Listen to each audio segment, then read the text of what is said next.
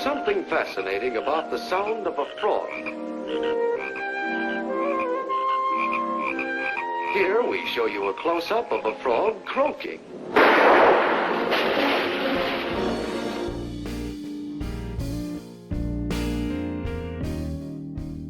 Have you ever heard of Loveland?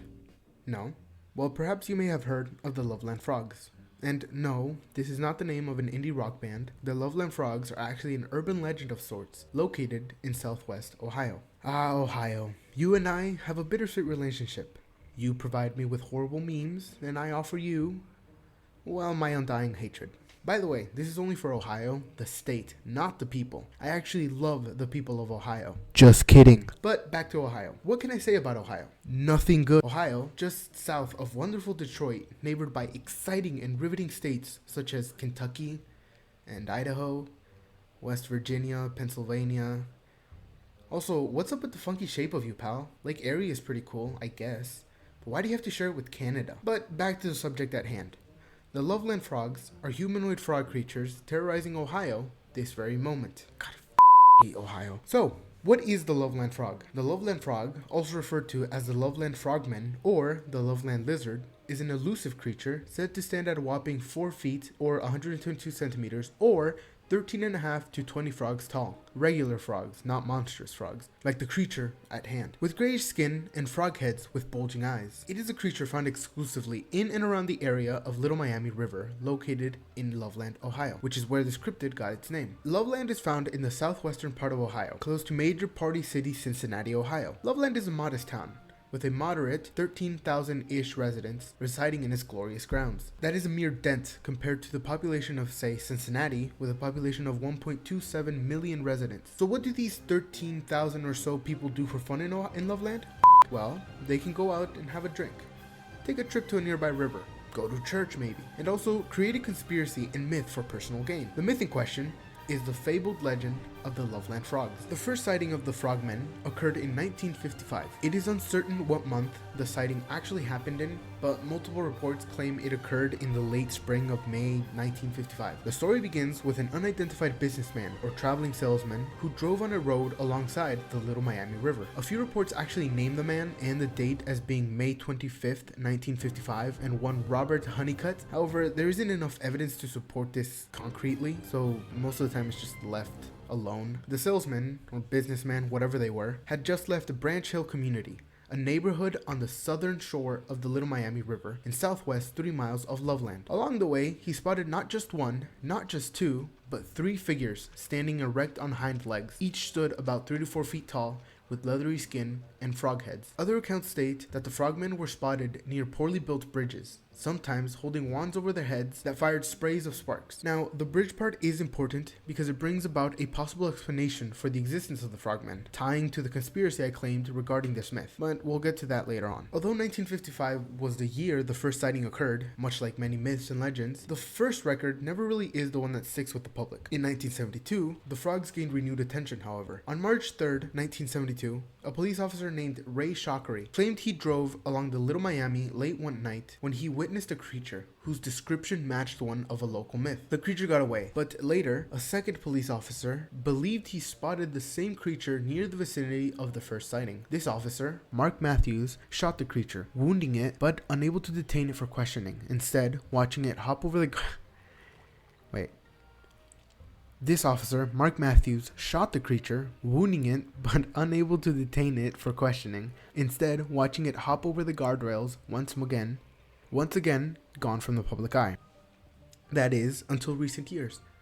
In August of 2016, an impactful year for all of humanity, Sam Jacobs and his girlfriend told WPCO-TV, a news station in Cincinnati, Ohio, associated with ABC News, that they had witnessed the Loveland Frog while playing Pokemon Go near the banks of Little Miami. There, they witnessed the creature and apparently took a picture, but as you can see, its quality is questionable for the era, leading many to just chalk this sighting as teenage fun, just a hoax. But this event is what brought Officer Matthews back from the shadows to clarify the events of 1972. March 3rd, 1972, 1 a.m. Police officer Ray Shockery drove on Riverside Drive near Toad's Boot Factory when he witnessed an unidentified animal scurry by the road in front of his vehicle. He claimed it was 3 to 4 feet long and would probably weigh around 50 to 75 pounds, with leathery gray skin. He reported that the creature crouched like a frog before standing to hop over the guardrail and back into the Little Miami River it went. 2 weeks after the initial incident, another officer, Mark Matthews, reported seeing an unidentified animal crouched along the road near the vicinity of Shockery's sighting. Matthews shot the animal and took the fallen frogman to show Shockery. Shockery then confirmed that the body was indeed what he had seen 2 weeks prior, only it wasn't a frogman. Rather, it was just a large iguana about 3.5 to 4 feet long. Shockery didn't immediately recognize this that early morning because it was missing its tail. So is that it? Case closed? Bye bye frogman? Was it truly just a lie, an urban legend? No, that is what I would say if it weren't for the peculiarity of the whole event. First, the road officer Shockery had claimed to have taken, Riverside Drive, would be too far north of Loveland. The Totes Boot Factory, or Totes Isotoner Corporation, is also too far, with it being 14 miles away. Both are also nowhere near Little Miami. Either I am god-awful with maps, me and my tinfoil hat over here, or this is a blatant cover-up, or just a lie. Also, frogs are amphibious, cold-blooded amphibians. And during the first encounter with the two officers, that being with Ray Shockery, it was 1 a.m., a time cold enough to make the roads icy. A poor frogger like that would have gone into hibernation or something because of the dire temperatures. It is unlikely, in my opinion, that the officer even witnessed the creature in the first place. Let's just say it is an iguana, okay? Iguanas are not really known to stick around a single area for the rest of their lives. They are survivalists. So, if this iguana was seconds away from becoming red paste on the road by Thing 1, they would have booked it, been long gone, before becoming target practice for Thing 2. And it could be true, sure, iguanas are known to grow up to 7 feet, including their tails, so removing that and propping it upright will surely reach the 4-foot quota. But if we take a look at native species of lizards in the area, we will see that lizards are not on that list. Taking into account neighboring states, those being Idaho and Kentucky, also don't prove anything because they too fail to list iguanas in their official list of reptile inhabitants. The closest you will find an iguana is in Florida, maybe the East Coast. So what is a little critter like that, 4 feet by the way, doing so far away from home? Matthews even agrees with this fact, claiming that the iguana was simply a lost or abandoned pet. However, this still proves that either this was a cover-up or an attempt to achieve a few mere moments of fame. I presume it was the latter. It was convenient for a couple young officers to obtain some sort of fame from a local cryptid. However, the facade faded in 2016 when these two young ones became old and bitter, unwilling to comply with the innocent fun of the local myth. An interesting tidbit of information I found is that apparently Matthews tried to come clean prior to 2016, giving his recollection to an author of urban legends, but the author omitted the part that confirmed the creature to be an iguana rather than the frogman. Here's an interesting question. The Monster of Black Lagoon premiered in 1954, a year prior to the first sighting of the Loveland frog. Now, this film was highly esteemed and influential because it was one of the first mainstream horror films to ever come out. To sum it up, the antagonists of the film are gillmen, swamp creatures that drag unsuspecting campers into the murky bog they call their home. Could it be possible that this film, which was a highly popular sensation at the time, have subconsciously influenced people into believing that humans with frog faces roam the marsh of the Little Miami River? Alright, with all that out of the way, let us circle back to a previous claim of mine. The frogman legend was used as a conspiracy for the gain of the locals. It is strange that locals claimed the frogmen to reside near poorly built bridges. One possibility is that the frogmen were a scheme used by residents to compel the city into investing on rotting or decaying infrastructure in the area. We the people may not be an enticing motive to upgrade the bridges, but what about a ragtag band of silly little frog people? Oh, now that sounds better. Another possibility could be in regards to the Silver Bridge or Point Pleasant Bridge incident. This tragedy actually ties in with my all-time favorite cryptid, the Mothman. He is the guy I drew for my profile icon here on YouTube on the channel. I won't go into great detail regarding this because I plan on dedicating a longer video of the Mothman later down the road. But what I will say is that the Silver Bridge connected West Virginia and Ohio, providing transport over the Ohio River from 1928 to 1967. The bridge collapsed, reaping harrowing losses and a grim reminder of humanity's imperfections. From this event, the legend of Mothman as a harbinger came to be, and I believe it was also the incentive of the Lovelanders to rekindle a dead legend once again. I know the events of the Silver Bridge happened more than a decade after the first sighting of the Frogman, but I'd like to believe the Frogmen on the bridge are a reminder of sorts, a warning to not indulge in negligence. Whoa, what a downer, huh?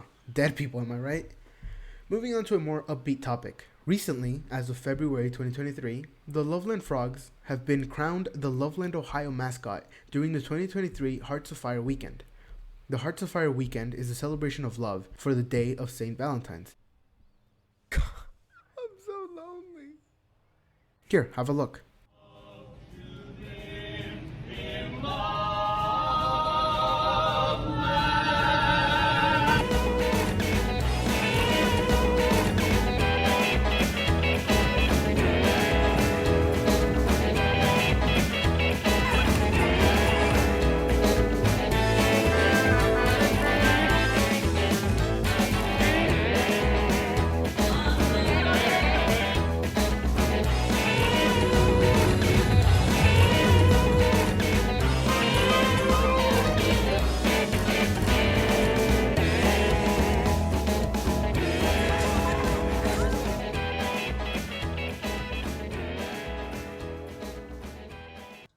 In this amazing video, aside from the extraordinary ice sculptures unlike anything I have ever seen, because I live in sunny California, cringe-worthy musical performances, just kidding, these gentlemen are actually braver than the Marines, and a lot of dancing and performances, we can see our devilish little critter, the Loveland Frog. Now, all of this got me thinking one last time.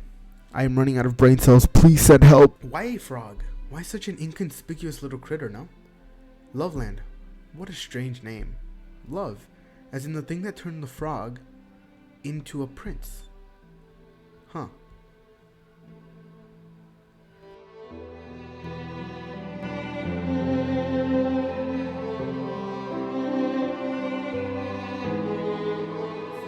That the frogmen of Ohio are real and that we should be wary? Does this mean that Alex Jones was correct and that we should worry about what is in our waters? No, it doesn't. Despite my unhinged reactions, my conspiracy theory-esque demeanor probably, maybe, I don't truly believe in anything I say. Sure, it is fun to talk about these subjects, that is why I am doing it, but in the grand scheme of things, I believe I should see it to believe it. And a large species of frogs, whose first sightings happened in 1955? Come on, surely someone has more evidence by now. Cryptozoology first began as a devotion towards cryptids, that is, mysterious animals. In other words, yet to be discovered animal species. Today, cryptids are something completely different, becoming amalgamations of human error, campfire songs, coincidences, and alike. Will I stop ranting about them as if they were real? No, of course not. It's fun. But I do recognize the truth from falsehood. And who knows, maybe in the future I will be eating these words when these things are actually proven. But for now, I'll continue to study and provide, not as a theorist, but as a fan. I just don't think I'm going mad. This is a strange hobby, sure, but just that, a hobby.